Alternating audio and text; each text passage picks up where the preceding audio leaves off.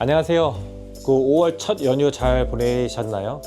오늘 수요일인데 월요일 같은 수요일입니다. 그래도 또 가야 될 건 가야 되니까 오늘 한번 또 해외 이사에 대해서 한번 얘기해 보겠습니다. 요즘 나라가 어렵다 보니까 해외 이민에 대해서 해외 이사 업체 말고 또 이민 컨설팅 회사에서도 요즘 컨텐츠가 많이 나오는 것 같더라고요. 오늘 미국, 캐나다, 호주 한번 메인 국가에 대해서 한번 얘기를 해보겠습니다. 일단 미국 같은 경우는 가장 큰 게 LA랑 뉴욕항이 있고 시카고랑 애틀란타항이 있습니다. 그래서 원래는 이제 LA랑 뉴욕이 해외 이사 물량이 가장 많아서 거의 불변의 법칙이었는데 몇 년 전부터 뉴욕의 물량은 많이 줄어들었어요.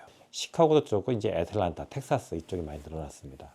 운송기간 간단하게 말씀드리면은 서쪽도 캘리포니아주도 한 6주 정도가 4에서 6주 정도, 그리고 이 동쪽도 9에서 한 12주까지도 걸립니다.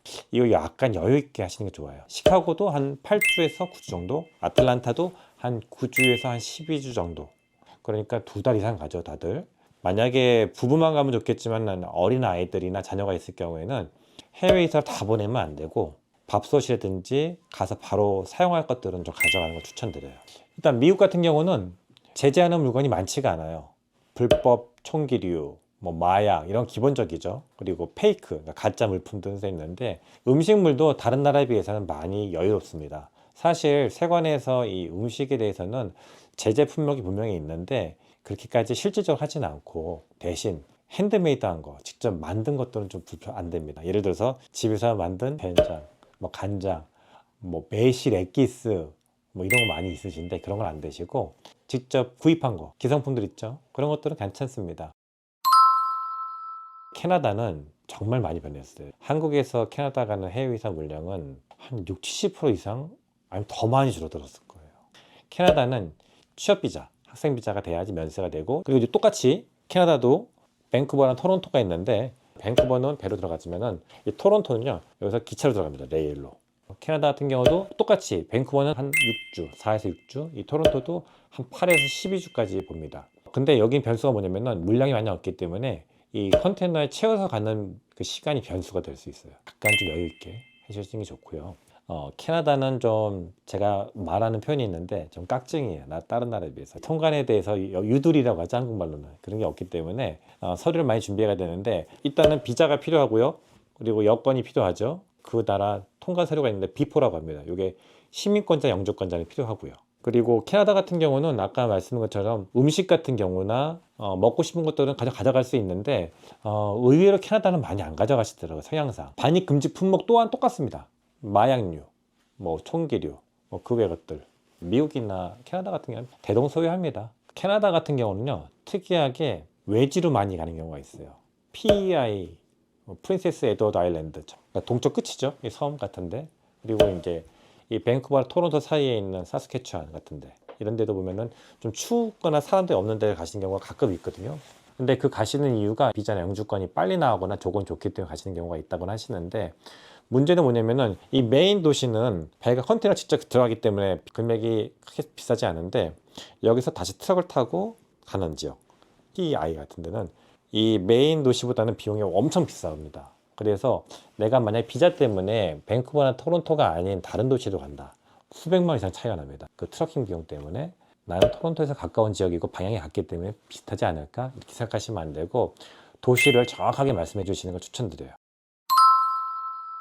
호주도 많이 해외 이사 물량이 많이 줄어들었습니다. 이제 호주는 시드니, 아들레이드, 멜번, 골드코스트, 브리즈번, 여기 서쪽에 퍼스, 여기 5가지가 이제 메인 도시죠.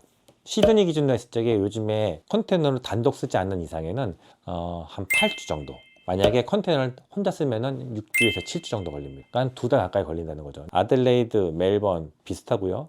브리즈번도 비슷한데 골드코스트도 약간 한 1주 정도 더 걸리고요. 퍼스는 한 1주 정도 더 걸립니다. 섬나라 국가이기 때문에 음식이 매우 민감하고 검역이라는 시스템이 있습니다. AQIS, 오스트레일리아 쿼런틴 인스펙션 서비스, 이 검역이 있는데요. 이삿짐이라고 검역이 있는 게 아니라 그 나라 들어오는 모든 물건을 검역을 합니다. 근데 이제 가시면은 내가 아는 지인이 가져갔더라. 맞아요. 가져가는 경우 있는데 그건 운이 좋은 경우예요. 원칙은 안 되는 거예요.